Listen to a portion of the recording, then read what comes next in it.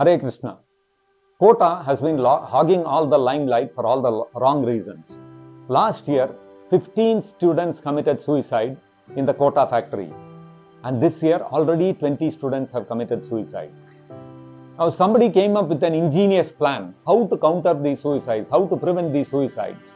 Replace all the ceiling fans with spring-loaded ceiling fans.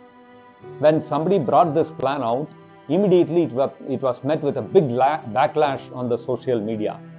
In fact, the backlash was so strong, the Chief Minister of Rajasthan had to intervene and he had to set up a committee to look into the reasons for the students committing suicide.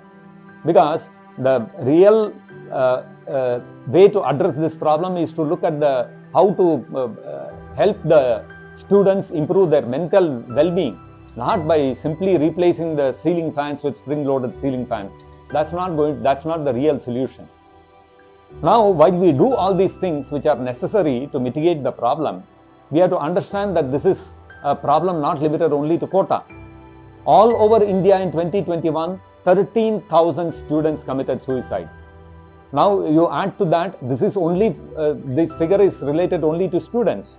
Now, you add to this the number of farmers and the number of working professionals, etc., the number is much larger. And this phenomenon is not limited only to India. All over the world, even in the most economically developed nations, this problem continues to exist. So, what is the solution for this? We may take the help of counselors, we may take the help of committees, we may do all sorts of measures to help the students overcome this malaise. But when we take a more profound look at fundamentally why people become distressed and frustrated, the Mundaka Upanishad says, Samane vrikshe purusho nimagno anishaya shochati mukhyamanaha.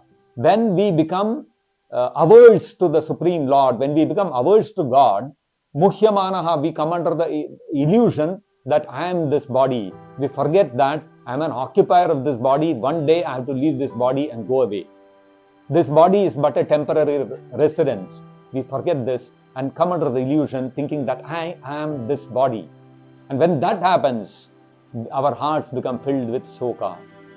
Shochati mukhyamanaha. This illusion arising out of my aversion to God creates all the lamentation within my heart.